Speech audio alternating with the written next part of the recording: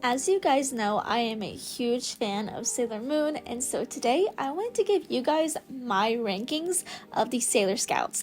And by Sailor Scouts, I mean both only the inner and outer Senshi. I'm not going to be going into other Sailor Guardians, such as Sailor Galaxia from the last season, just the main ones that we know in the group with Sailor Moon. Before I get into this, I do have to say that this was super hard to do because I love all of these people so much, and it's so hard to rank these characters because I love all of them individually. They all have amazing qualities and I don't hate any of them. So just know if I put someone a little bit lower than you guys think, just know that's my opinion and be respectful, thank you. But also let me know your guys' rankings down below. Once again, there are 10 Sailor Scouts that we will be ranking, so please feel free to make a list down below and tell me your rankings of the Sailor Scouts. So let's go ahead and get into it. So at number 10 for me, I have to put Sailor Pluto.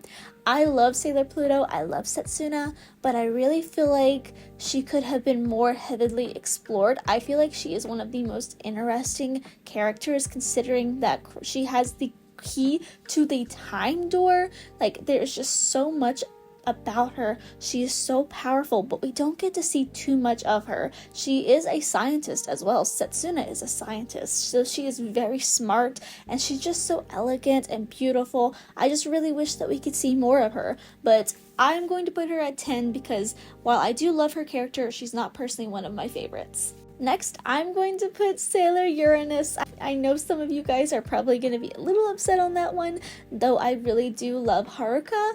She's just not one of my favorites. I think she does a whole lot for the season, considering she is very androgynous. I love that, but personally not one of my favorite scouts. I think she's so cool. I love the motorcycle. I love that she's like a little racer. So cute, but I am going to put her at number 9. In number 8, I am going to actually put Sailor Saturn. I wish that we saw more of Saturn. I really do. I think she is definitely so extremely powerful, and we did not see as much of her as I thought. I do really enjoy seeing her grow up again as she was reincarnated once again, and I do love that all three of the scouts, both Sailor Saturn, Neptune, and Pluto, kind of raise her. I love that. It is so adorable. I love seeing her grow up into a child and become Chibiusa's friend. I love it, but I really wish we could have seen more of her powers as well. I feel like the outer Senshi definitely could have been explored a little bit more. I feel like they're so mysterious and so unique and powerful that we don't get to see that much of them. But I am going to put her in number 8, mostly because her arc was a little funky to me, because Mistress 9, I feel like that could have been explored a little bit more, and not gonna lie, her father totally gives me the creeps. Number 7, I am going to put Sailor Neptune. While I really do love Sailor Neptune, she is so classy, so elegant, beautiful, literally a model, plays all kinds of musical instruments, plays the violin beautifully, just a well-rounded, beautiful, smart character. I'm going to put her at number 7 because I feel like she's just a little mysterious to me. I know it's kind of weird, but I just feel like she's got this kind of like side to her where she's a little sneaky, which I like that about her. She's kind of flirty, kind of sneaky, and I think that works really well with Haruka. So she's going in number 7. So I think you guys can kind of see a pattern. I am not a huge fan of the outer Senshi, but I had to put them in respectable places. So that is my rankings of the outer Senshi. So let's kind of go into the inner Senshi now. At number 6, I am going to put Sailor Mercury.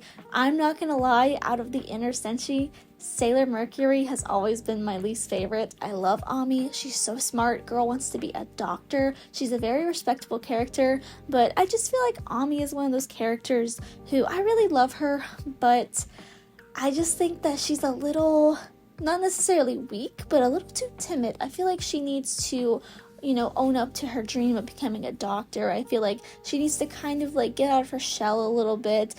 And I wouldn't put her at like a lower spot just because I think that she is such a nostalgic character for me, but I really feel like she's a little too timid for me, but I am going to put her at number 6. At number 5, I'm going to put Sailor Jupiter.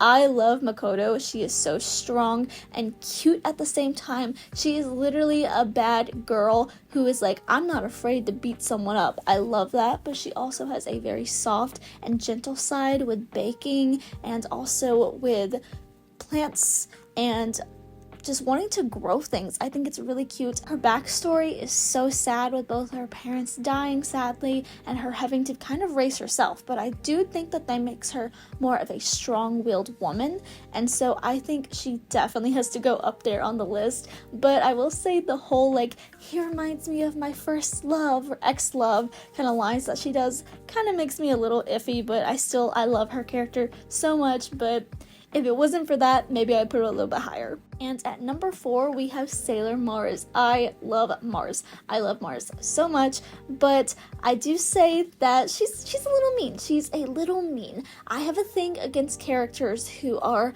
a little bit too mean to like the energetic, mostly the main characters, and I feel like she's just a little too mean. Like, she definitely has her moments where she's very kind to Usagi. She does care. It's just she doesn't really show it that much, but you know, deep down she is one of those characters who you can tell does love Usagi, aka the main character.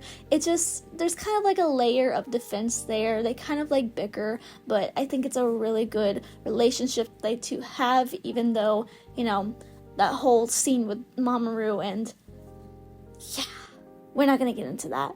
Number 4.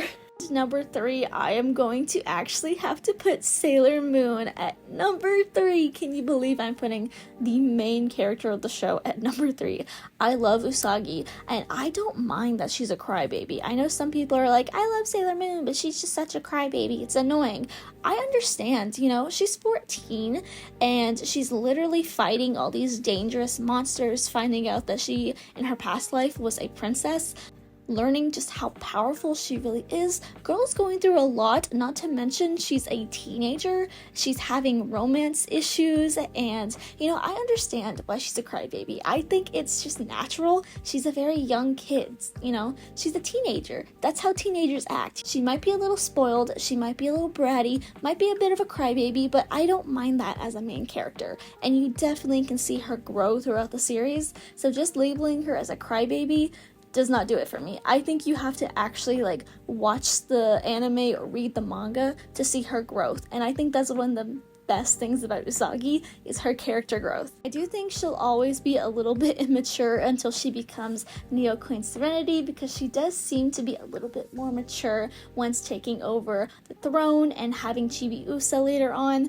But I love her. She is such a good comic relief character, but she's also strong and powerful, and I just love that so much. So Usagi, Sailor Moon, is at number 3 for me.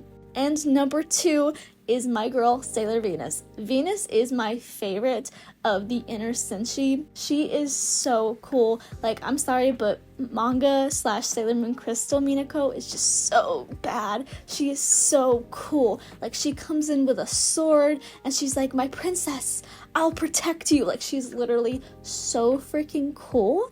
And she's just gorgeous. She, wants to be an idol, which I love that so much. As you guys know, I have a thing for idol characters. I just love them. I love idol stuff. And so the fact that she's a magical girl and also an idol is just so cool. She is just such a beautiful character. She's got so many dreams and so many passions. And kind of like Usagi, she's a little bit of a comic relief character, which I really like. I love how you have moments where she's just like very silly, and then you have moments where she's like very like studious and also very powerful. I love that. And last but not least, we have my girl Chibiusa, which I know some people don't like Chibiusa, and I feel like you either really love her or you really hate her, but for me personally, I've always loved Chibiusa. She is always going to be my favorite of the Sailor Guardians. She's small, she's pink, but the thing that I love about her the most is she is so unexplored. She is literally the daughter of 2 planets coming together.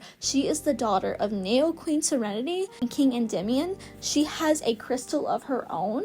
She is just so cool, so unexplored, and I definitely feel like when it becomes her time to become a Sailor Scout, aka the Amazon Quartet, I cannot wait. I would love to see a spinoff of Sailor Chibi Moon and her adventures with her own scouts. There's just so much to explore. She is just such an underdeveloped character. She has been a child for 900 years. A girl just wants to grow up. I think it's the least we could do. And I'm sorry, but I will never forget the moment, just how I felt watching the anime for the first time, seeing this little girl fall from the sky, pull out a gun, and try to shoot her future mother. Like, excuse me? She's so fun. I don't know, there's just something about her. She's very much like Usagi. She is literally a mini Usagi, and I think their dynamic is so cute. So this was my rankings of the main Sailor Guardians of the series Sailor Moon. Let me know down below you guys' rankings. Make sure you like, share, and subscribe, and I'll see you guys in the next video. Bye!